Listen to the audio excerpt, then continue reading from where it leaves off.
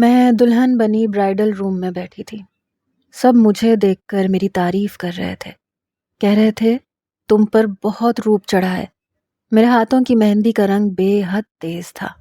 جو بھی دیکھتا کہتا تھا تمہارے شوہر کو تم سے بے تحاشا محبت ہوگی۔ آج تو جتنی حسین لگ رہی ہو، تمہارے شوہر کے ہاتھوں تمہاری خیر نہیں ہے۔ اور میں ایسی باتوں پر مسکرا رہی تھی۔ دل میں اچھوتے سے جذبات جنم لے رہے تھے۔ بس ایک بار میں نے احسن کی تصویر دیکھی تھی اور اس پر فدا ہو گئی تھی۔ وہ بے حد خوبصورت نوجوان تھے۔ پچھلے 6 ماہ سے میں ان کی امانت تھی، اور 6 ماہ میں نے اتنے خواب سجائے تھے کہ بیان سے باہر ہے۔ آنکھیں بند کرتی تھی تو احسن کی شکل سامنے آ جاتی تھی۔ 6 ماہ میں نے اس سے غائبانہ محبت کی تھی، اور اب اس کی دلہن بنی بیٹھی اسی کی منتظر تھی۔ احسن ایک خوش شکل اور اسمارٹ نوجوان تھا، لیکن میرے ہوش اس وقت اڑنے شروع ہوئے جب وقت گزرنے لگا اور میری بارات نہیں آ رہی تھی۔ میرے والد بے حد پریشان تھے۔ میری والدہ بار بار میری ساس کو فون کر رہی تھیں، لیکن ان کے گھر سے تو کوئی فون ہی نہیں اٹھا رہا تھا۔ اب تو مجھے بھی پریشانی ہونے لگی تھی، آخر وہ لوگ فون کیوں نہیں اٹھا رہے تھے؟ میرے والد نے میرے چھوٹے بھائی کو ان کے گھر بھیجا تاکہ پتہ کریں کہ کیا وجہ ہے، اور جو وجہ سامنے آئی اس نے تو گویا میری جان نکال کے رکھ دی۔ وہ کہنے لگے کہ احسن نہ جانے کہاں بھاگ گیا ہے، صبح سے ہی گھر میں نہیں ہے، ہم اسے ڈھونڈ ڈھونڈ کے تھک گئے ہیں۔ میرا بھائی کہنے لگا کہ وہ شادی کے موقع پر کہاں جا سکتا ہے۔ وہ کہنے لگے کہ ہم نہیں جانتے، لیکن پتہ نہیں کہاں گیا ہے، ہم اسی کے منتظر ہیں، جیسے ہی وہ آئے گا تو بارات لے کر آ جائیں گے۔ احسن کا چھوٹا بھائی کہنے لگا کہ بھائی تو اس رشتے پر راضی نہیں تھے، اماں ابا نے زبردستی کیا تھا، اسی لیے وہ بھاگ گئے، ہمیں نہیں لگتا کہ وہ واپس آئیں گے۔ اس کا یہ کہنا تھا کہ اس کی ماں اسے گھورنے لگی، لیکن میرا بھائی سمجھ گیا کہ اب میری بارات کبھی نہیں آئے گی۔ جب یہ بات اس نے میرج ہال میں آ کر میرے والدین کو بتائی تو وہ لوگ وہیں پر دل پکڑ کر بیٹھ گئے۔ رونا دھونا مچ گیا، سب لوگوں میں چہمگوئیاں ہونے لگی۔ کوئی مجھے منحوس کہنے لگا، کوئی لڑکے والوں کو برا بھلا کہنے لگا۔ جتنے منہ اتنی باتیں۔ میرے والد کے سینے میں بے تحاشا درد اٹھنے لگا۔ یہ دیکھ کر میں برائڈل روم سے باہر آئی، اپنے والد کو سنبھالنے لگی، رونے لگی۔ مجھ سے بڑی 2 بہنیں اپنے شوہروں کے ساتھ آئی تھیں، لیکن بجائے ان کے شوہر میرے والد کو سنبھالتے، وہ مجھے برا بھلا کہنے لگے کہ ایسی لڑکی کی کوئی عزت نہیں ہوتی جس کی بارات واپس چلی جائے۔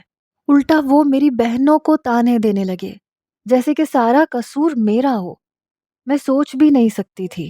یہ میرے اپنے سب تھے جو مجھے برا بھلا کہہ رہے تھے۔ اس وقت ایک نوجوان ان مہمانوں میں سے اٹھا جو کہنے لگا کہ میں اس لڑکی سے نکاح کر لیتا ہوں۔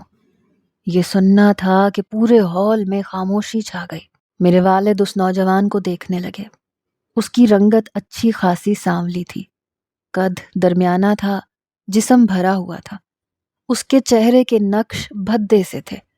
بظاہر اس نوجوان میں کوئی بھی خوبصورتی نہ تھی، ایک عام سا نوجوان تھا، لیکن میرے والد کے لیے کسی نعمت سے کم نہ تھا۔ میرے والد نے یہ تک نہیں پوچھا کہ وہ کون ہے، کماتا ہے، کتنا کماتا ہے، کیا کرتا ہے، بس فوراً سے کہنے لگے کہ میں تمہارا یہ احسان کبھی نہیں بھول سکتا جو تم ہم پر کر رہے ہو۔ میں تو کچھ کہہ ہی نہیں سکتی تھی، یہ بھی نہیں کہہ سکتی تھی کہ میں نے 6 ماہ احسن کے خواب اپنی آنکھوں میں سجائے تھے، جو دیکھنے میں اچھا خاصا ہینڈسم اور خوبصورت نوجوان تھا۔ میں بھلا اس شخص کے ساتھ شادی کیسے کر سکتی تھی جو اس کے پاسنگ بھی نہیں تھا؟ میرے بابا کو بس میرے مسئلے کا ایک ہی حل نظر آتا تھا کہ کوئی بھی آئے اور مجھ سے نکاح کر لے اور مجھے اپنے ساتھ رخصت کروا کر لے جائے تاکہ ان کی عزت رہ جائے۔ اس کے بعد جو کچھ میرے ساتھ ہو بے شک ہو جائے، کسی کو کوئی فرق نہیں پڑتا تھا۔ روتے ہوئے میں نے ایجاب و قبول کیا تھا، اور جب اس کے ساتھ رخصت ہو کر باہر آئی تو پیلے رنگ کی ٹیکسی دیکھ کر میرا دماغ چکرا کے رہ گیا۔ اس نے ٹیکسی کا فرنٹ ڈور کھولا اور خود ڈرائیونگ سیٹ پر بیٹھ گیا۔ یہ دیکھ کر میرا دل ایسے تھا جیسے کسی نے مٹھی میں لے کر مسل دیا ہو۔ وہ ایک ڈرائیور تھا یہاں شادی میں اٹینڈ ہونے والے مہمانوں کو چھوڑنے آیا تھا، اور ان مہمانوں نے اسے روک رکھا تھا کہ واپس وہ اسی ٹیکسی پر جائیں گے، اس لیے انہوں نے اس ٹیکسی ڈرائیور کو ہال کے ایک کونے والے ٹیبل پر بٹھا دیا تھا تاکہ وہ میری شادی کا کھانا کھا کر جائے۔ پر میں نہیں جانتی تھی کہ مجھے اسی ٹیکسی ڈرائیور کے ساتھ رخصت ہو کر اس کے چھوٹے سے گھر کے اندر جانا پڑے گا۔ ایک پسماندہ سے علاقے کے ایک چھوٹے سے گھر کے باہر وہ ٹیکسی کھڑی ہوئی۔ فرنٹ سیٹ سے اتر کر وہ اپنے گھر کا تالا کھولنے لگا، پھر میری سائیڈ کا دروازہ کھولا۔ میں کسی بے جان مجسمے کی طرح اسے دیکھ رہی تھی۔ میں تو اپنی قسمت پر آنسو بھی نہیں بہا سکتی تھی۔ میں ٹیکسی سے نکل کر اس کے گھر میں داخل ہوئی۔ گھر کیا تھا، بس چھت چھپانے کی جگہ تھی۔ سیمنٹ کا بنا ہوا صحن تھا جو کہ بہت چھوٹا تھا۔ اس کے ایک طرف چھوٹا سا باورچی خانہ بنا ہوا تھا۔ سامنے ایک ہی کمرہ تھا، ایک کچن تھا۔ کرنٹ مجھے اس وقت لگا جب اس نے میرا ہاتھ تھاما۔ میں سوچ بھی نہیں سکتی تھی کہ کوئی یوں میری زندگی میں آ سکتا ہے، حادثاتی طور پر، اور وہ بھی ایسا شخص جسے میں دیکھنا بھی پسند نہ کروں۔ وہ میری زندگی کا حقدار بن جائے گا۔ اس کے سانولے ہاتھ میں مجھے اپنا ہاتھ بالکل بے معنی لگ رہا تھا۔ میرے آنسو ٹپ ٹپ بہنے لگے کیونکہ میرا ضبط اس سے زیادہ نہ تھا۔ میں رونے لگی۔ وہ مجھے اپنے کمرے میں لے گیا جہاں ایک صاف ستھری چادر ایک پرانے سے پلنگ پر بچھی ہوئی تھی۔ وہ پلنگ ڈبل بیڈ سے چھوٹا تھا اور سنگل بیڈ سے کچھ بڑا تھا۔ دیوار پر ایک الماری تھی، چھوٹا سا ایک ڈریسنگ ٹیبل تھا۔ الماری کے برابر میں دیوار پر ایک چھوٹا سا شیشہ لگا ہوا تھا جس پر ایک کریک پڑا ہوا تھا، اور اس چھوٹے سے کمرے میں بس اتنی ہی چیزیں آ سکتی تھیں۔ میں نے ایک نظر اس کمرے پر ڈالی اور میری آنکھوں میں آنسو روانی سے آنے لگے۔ کتنی بدقسمت تھی میں، اور کتنا برا نصیب لے کر پیدا ہوئی تھی۔ ابھی کچھ گھنٹے پہلے میں خود کو خوش نصیب سمجھ رہی تھی۔ میری بہنیں مجھ پر رشک کر رہی تھیں کہ حفصہ کا رشتہ تو ہم تینوں بہنوں میں سب سے اچھے گھر میں ہو رہا ہے، اور اس کا شوہر بھی ہم دونوں کے شوہروں سے زیادہ خوبصورت ہے۔ لیکن مجھے کیا پتا تھا کہ کچھ دیر پہلے میں اپنی جس قسمت پر کمنٹ کر رہی تھی، غرور کر رہی تھی، اترا رہی تھی، اس کا حقدار ایک ایسا شخص ہوگا۔ اس نے مجھے بیڈ پر بٹھایا، کہنے لگا آپ کے لیے پانی لے کر آؤں؟ میں نے اس بات میں سر ہلا دیا۔ وہ فوراً سے کمرے سے باہر چلا گیا۔ کچھ دیر بعد جب اندر آیا تو ایک گلاس پانی مجھے پکڑا دیا۔ اسٹیل کا گلاس دیکھ کر مجھے یاد آنے لگا کہ آج تک میں نے کبھی اسٹیل کے گلاس میں پانی نہیں پیا تھا۔ میں اپنی تینوں بہنوں میں بے حد خوبصورت تھی، اور نخرہ بھی میرے اندر بہت زیادہ تھا۔ آج تک میں نے برتن نہیں دھوئے تھے کیونکہ میں کہتی تھی کہ برتن دھونے سے میرے ہاتھ خراب ہو جائیں گے۔ کبھی روٹی نہیں بنائی تھی کہ اتنی گرمی میں میرا رنگ خراب ہو جائے گا، میرے خوبصورت چہرے پر دانے بن جائیں گے۔ اگر میرا کوئی بہن بھائی مجھے اسٹیل کے گلاس میں پانی دیتا تو میں گلاس پکڑ کر زمین پر پٹخ دیتی کہ میرے لیے ہمیشہ شیشے کا گلاس لایا کرو۔ میں نے اس کے ہاتھ سے اسٹیل کا گلاس پکڑا، بس 2 گھونٹ پانی پیے تھے، پھر واپس اسے پکڑا دیا۔ اس نے پانی کا گلاس ایک طرف رکھا اور میرے سامنے بیٹھ گیا۔ کہنے لگا آپ کے ساتھ جو کچھ بھی ہوا ہے بہت برا ہوا ہے۔ میں نے دل میں سوچا ٹھیک ہی تو کہہ رہا ہے، میرے ساتھ یہ نکاح ہوا، یہ بہت برا ہوا۔ کاش میرا باپ اس آدمی کے ساتھ نکاح کرنے سے پہلے دیکھ تو لیتا کہ وہ اپنی اتنی حسین و جمیل بیٹی دے کس کو رہا ہے۔ ارے اگر حسن بھاگ گیا تھا تو ضروری تو نہیں کہ میں کنواری بیٹھی رہ جاتی۔ میرے لیے کوئی اور اچھا رشتہ آ سکتا تھا، بس مجھے پکڑ کے ایک ٹیکسی ڈرائیور کے ساتھ بیاہ دیا۔ میرے آنسو تو یوں رواں تھے کہ جیسے خشک ہی نہیں ہوں گے۔ وہ کہنے لگا بس بھی کرتے ہیں، آپ کو روتا دیکھ کر مجھے دکھ ہو رہا ہے۔ میں نے سوچا ہاں تمہیں تو دکھ ہوگا، تمہاری آج کی رات جو ضائع ہو جائے گی۔ تم تو چاہو گے کہ میں جلد از جلد اپنا رونا بند کر دوں تاکہ تم میرے ساتھ اپنی سہاگ رات کو حسین بنا سکو، لیکن میرا ایسا کوئی ارادہ نہیں تھا۔ میں چاہتی تھی کہ کچھ عرصہ اس کے ساتھ یوں ہی زندگی گزاروں اور پھر اس سے طلاق لے کر واپس اپنے میکے چلی جاؤں۔ میں اس شخص کے ساتھ زندگی نہیں گزار سکتی تھی۔ اس نوجوان کا نام سفیان تھا۔ نکاح کے وقت تو مجھے پتہ نہیں چلا کیونکہ میں غائب دماغی سے بیٹھی ہوئی تھی۔ بس اس وقت ابا کو اپنی عزت کا پاس رکھنا تھا اور میں انہیں بلی کا بکرا بنانے کے لیے مل گئی، اس لیے مجھے نہیں پتا تھا کہ اس کا کیا نام تھا۔ اس نے 500 کے کچھ نوٹ میرے ہاتھ پر رکھے، کہنے لگا یہ آپ کا حق مہر ہے۔ شاید ٹوٹل 5000 تھے۔ پھر مجھے یاد آنے لگا احسن کی والدہ کہہ کر گئی تھی کہ ہم 10 تولہ زیور حق مہر میں لکھوائیں گے۔ میری آنکھوں سے آنسو گر کر ان پیسوں پر گرنے لگے۔ کبھی کبھی انسان کس قدر بے قیمت ہو جاتا ہے، یہ کوئی مجھ سے پوچھتا۔ میں نے وہ پیسے ایک سائیڈ پہ رکھ دیے۔ میں نے کہا بات سنیں۔ وہ کہنے لگا جی کہیں۔ میں نے کہا میں ابھی کسی بھی رشتے کے لیے تیار نہیں ہوں۔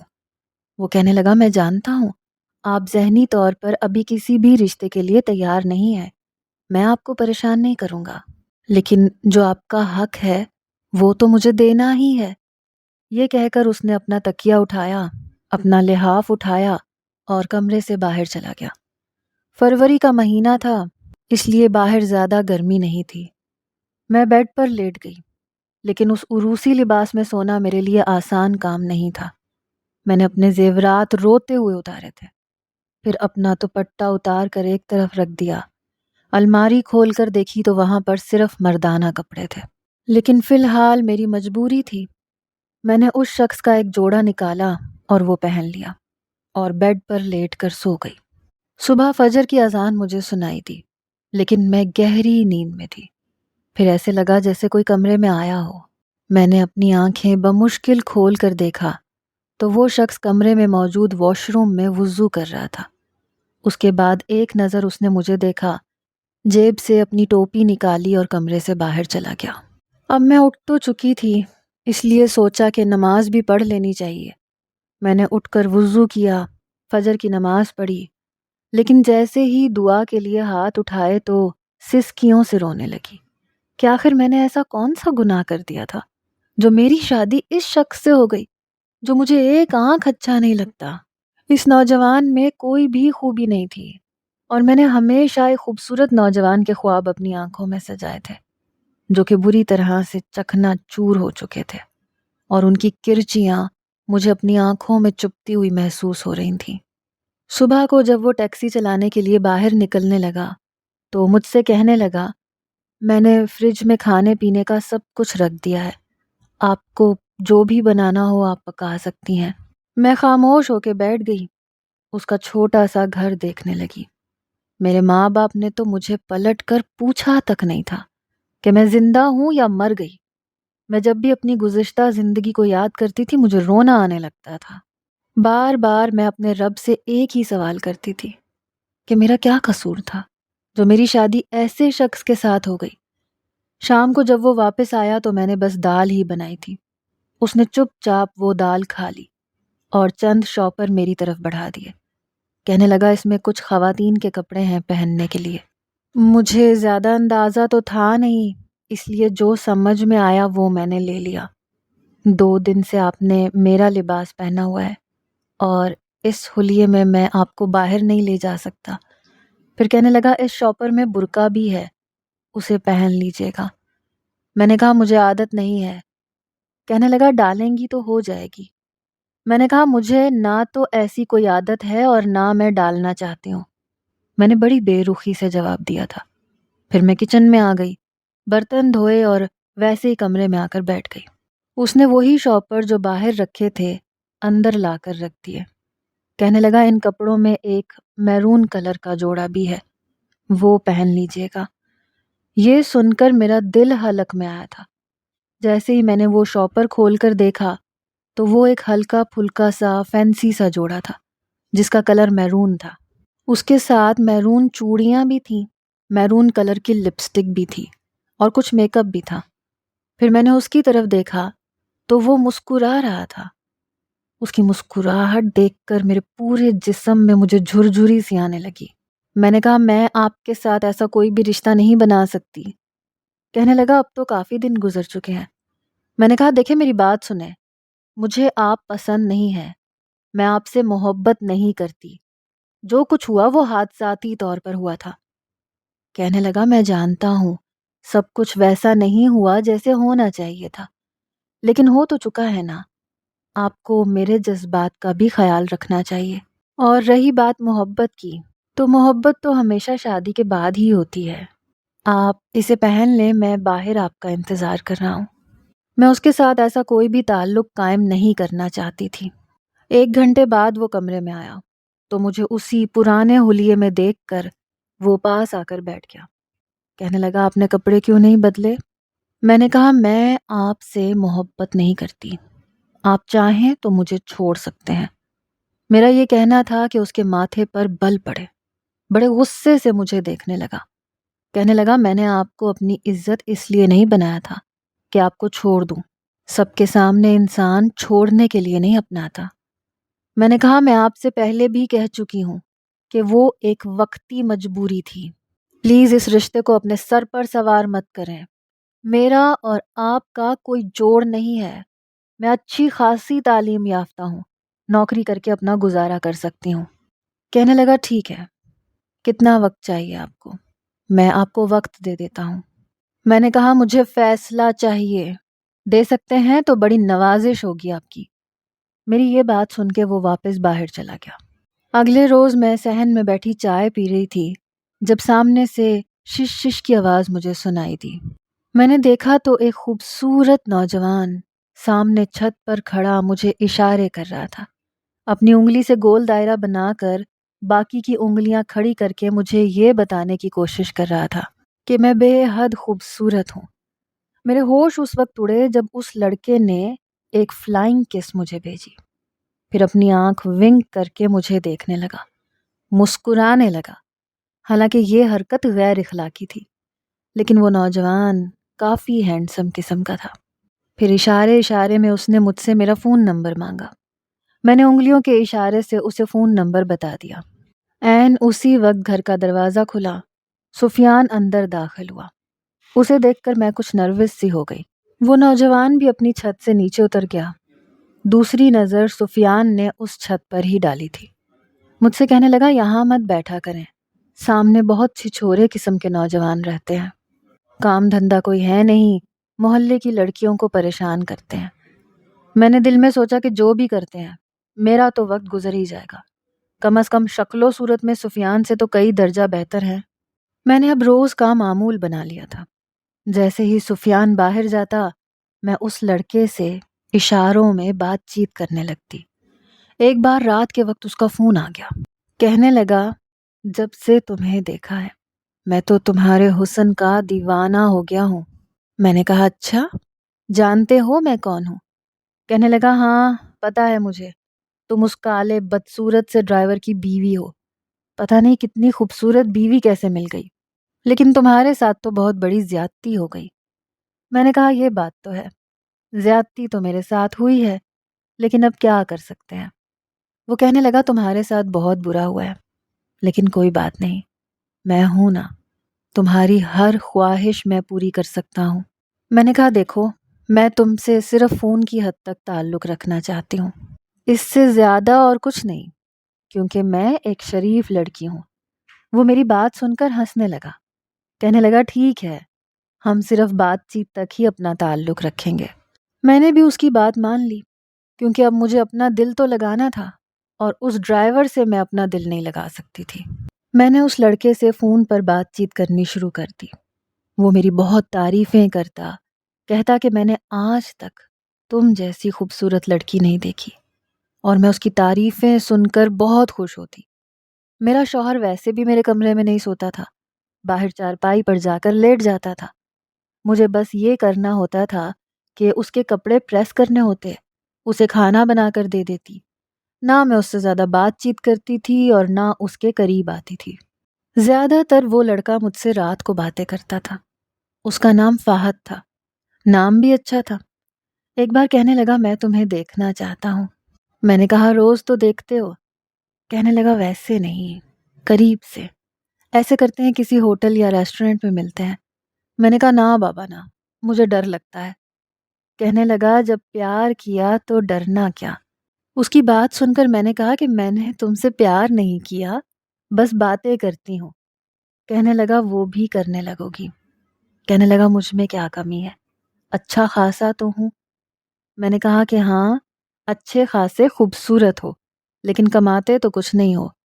میری بات سن کر وہ ہنسنے لگا، کہنے لگا کیا فرق پڑتا ہے، تمہیں صرف خوبصورتی سے غرض ہونا چاہیے، اور وہ میرے پاس ہے۔ میں نے کہا خالی پیٹ عشق اچھا نہیں لگتا، ہاں اگر تم کچھ کرنے لگ جاؤ تو میں تمہارے بارے میں سوچ سکتی ہوں۔ کہنے لگا ایک ڈرائیور کی بیوی ہو کے تمہارا اتنا نخرہ ہے۔ میں نے کہا آج تک میں نے اسے اپنے قریب نہیں آنے دیا۔ میری بات سن کر کہنے لگا کہ میں کیسے یقین کر لوں؟ میں نے کہا میں تم سے کہہ تو رہی ہوں۔ کہنے لگا ثبوت دو اس بات کا۔ میں نے کہا میں ایسے کیسا ثبوت دے سکتی ہوں تمہیں؟ وہ ہنسنے لگا، کہنے لگا وہ بھی ایک دن میں لے لوں گا۔ میں نے کہا دیکھو میں تم سے پہلے بھی کہہ چکی ہوں، میرے ساتھ حد میں رہ کے بات کیا کرو۔ کہنے لگا محبت میں سب کچھ جائز ہوتا ہے جانے من، لیکن میرا وعدہ ہے کٹی پتنگ کی طرح تم خود میرے پاس آؤ گی۔ میں نے کہا سوچ ہے تمہاری۔ کہنے لگا دیکھ لینا، مرد کی باتوں میں بڑی کشش ہوتی ہے، عورت کسی شمع کی طرح پگھلنے لگتی ہے، پھر نہیں دیکھتی کہ کیا گناہ ہے اور ثواب کیا ہے۔ میں نے کہا لیکن میں ایسی ہرگز نہیں ہوں۔ میری بات سن کر وہ ہنسنے لگا، کہنے لگا اگر ایسی نہ ہوتی تو اپنے شوہر کو کبھی بھی انکار نہ کرتی، اسے قبول کر لیتی، اپنی قسمت کا لکھا سمجھ کر اسے اپنا لیتی، یہ سمجھ لیتی کہ اللہ نے تمہارے لیے اسے ہی بنایا ہے، لیکن تم نے ایسا نہیں کیا۔ کب تک تم خود کو ان خواہشات سے دور رکھ سکتی ہو؟ میں تمہارے اندر ایسی آگ لگا دوں گا کہ تم کسی پکے ہوئے پھل کی طرح میرے دامن میں گرو گی اور خود مجھ سے یہ کہو گی کہ فہد مجھے اپنی محبت سے سیراب کر دو۔ پتہ نہیں کیوں لیکن مجھے اس کی باتیں بڑی بری لگی۔ میں نے فون بند کر دیا۔ اگلے روز سفیان مجھ سے کہنے لگا کہ تیار رہنا، ہم کھانا کھانے کے لیے ایک ریسٹورنٹ میں جائیں گے۔ میں تیار ہو گئی، کافی دن سے باہر نہیں گئی تھی، اس لیے سوچا کہ کھانا کھانے میں تو کوئی حرج والی بات نہیں ہے۔ جس ریسٹورنٹ میں ہم کھانا کھانے گئے وہاں پر لوگوں کو میں دیکھ رہی تھی، حالانکہ وہ ایک ٹیکسی ڈرائیور تھا لیکن مجھے اچھے ریسٹورنٹ میں لے کر آیا تھا۔ ایک کونے والا ٹیبل اس نے منتخب کیا تاکہ میں آرام سے کھانا کھا سکوں۔ وہیں پر اس نے مجھے ایک باریک سا سونے کا چھلا بھی دیا، کہنے لگا یہ رونمائی کا تحفہ سمجھ کر رکھ لو۔ بے شک وہ زیادہ قیمتی تو نہیں تھا لیکن میں نے اس کا دل رکھنے کے لیے پہن لیا۔ کہنے لگا بہت اچھی لگ رہی ہو۔ میں نے کہا بہت شکریہ کھانے کا۔ مینیو کارڈ اس نے میری طرف بڑھا دیا۔ میں نے کہا تم اپنی حیثیت کے مطابق جو چاہے منگوا لو۔ میرے لہجے میں بھی حکارت تھی۔ کہنے لگا یہ دعوت میں نے تمہارے لیے کی ہے، تم جو چاہے منگوا لو۔ اس کی بات سن کر میں نے طنزیہ مسکراہٹ کے ساتھ اسے دیکھا۔ میں نے کہا تم میری دعوت افورڈ نہیں کر سکتے۔ وہ کہنے لگا تمہیں جو منگوانا ہے منگوا لو، میری جیب میں اس وقت اچھے خاصے پیسے ہیں تو میں تمہیں اس ریسٹورنٹ میں لایا ہوں، کچھ سوچ کر ہی لایا ہوں گا نا۔ شاید اس نے پچھلے 2-4 مہینے کی اپنی ساری جمع پونجی آج ہی اڑانی تھی۔ میں نے آرڈر کر دیا۔ کھانا میں نے خوب سیر ہو کر کھایا تھا کیونکہ سب چیزیں میری پسند کی تھی، لیکن آئس کریم کھاتے ہوئے تھوڑی سی آئس کریم میرے کپڑوں پر گر گئی۔ میں واش روم میں اپنا دوپٹہ دھونے کے لیے چلی گئی، لیکن جیسے ہی واش روم سے باہر آئی وہاں ایک نوجوان کھڑا تھا۔ وہ مجھ پر فکرے کسنے لگا، مجھے تنگ کرنے لگا۔ میں نے اسے کھری کھری باتیں سنا دی، لیکن میں نہیں جانتی تھی کہ وہ میرا ہاتھ پکڑ کر مجھے واش روم میں لے جائے گا۔ میں نے چلانا شروع کیا تو اس نے میرے منہ پر ہاتھ رکھ دیا اور واش روم میں میرے ساتھ نازیبا حرکتیں کرنے لگا کہ اچانک سے واش روم کا دروازہ کھلا، سامنے سفیان کھڑا تھا۔ یہ سب دیکھ کر اس کی آنکھوں میں تو جیسے خون سا اترا۔ وہ فوراً سے میرے پاس آیا اور اس لڑکے کو اس نے اتنا مارا کہ مار مار کے لہو لہان کر دیا۔ بہت سے لوگ وہاں جمع ہو گئے، ریسٹورنٹ کا مینیجر تک آ گیا۔ پھر اس نے اس لڑکے کو پولیس کے حوالے کر دیا۔ پہلی بار میں نے سفیان کو اتنے غصے میں دیکھا تھا۔ گھر آتے ہی میں نے دیکھا کہ اس کا ہاتھ کافی زخمی ہو چکا تھا۔ اس لڑکے نے بھی سفیان کو مارا تھا، ایک زخم اس کے ہونٹ کے قریب تھا۔ پہلی بار مجھے اس کا احساس ہوا تھا۔ میں نے کہا تمہیں کیا ضرورت تھی اس سے لڑنے کی؟ کہنے لگا شکر کرو میں نے اسے جان سے نہیں مار دیا۔ اگر وہاں کا عملہ اور وہ مینیجر نہ پہنچتا تو وہ لڑکا میرے ہاتھوں سے آج ختم ہو جاتا۔ میں نے کہا اتنی محبت کرتے ہو مجھ سے؟ پتہ نہیں میں اس سے کیا سننا چاہتی تھی اور کیوں سننا چاہتی تھی۔ کہنے لگا تم میری عزت ہو اور لعنت ہے ایسے مرد پر جو اپنی عزت پر کسی دوسرے کو گندی نظر ڈالنے دے، اور لعنت ہے ایسی عورت پر جو اپنے شوہر کے ہوتے ہوئے کسی غیر مرد کے سامنے اپنے آپ کو 2 ٹکے کا کر کے پیش کرے۔ کہنے لگا مجھے نفرت ہے ایسی عورتوں سے۔ پھر کہنے لگا جانتی ہو عورت کا حسن اور بھی زیادہ بڑھ جاتا ہے جب اس کا شوہر اسے پیار اور محبت کی نظر سے دیکھتا ہے۔ جب وہ اپنے شوہر کے لیے آنکھوں کی ٹھنڈک بن جاتی ہے تو وہ اللہ کی نظر میں بھی بہت بلند درجہ پا لیتی ہے۔ اور اگر اس کا حسن اس کے شوہر کے علاوہ غیر مردوں کے لیے ہو تو وہ اس گندگی کی طرح ہوتا ہے جس پر ہر مکھی آ کر منہ مارتی ہے۔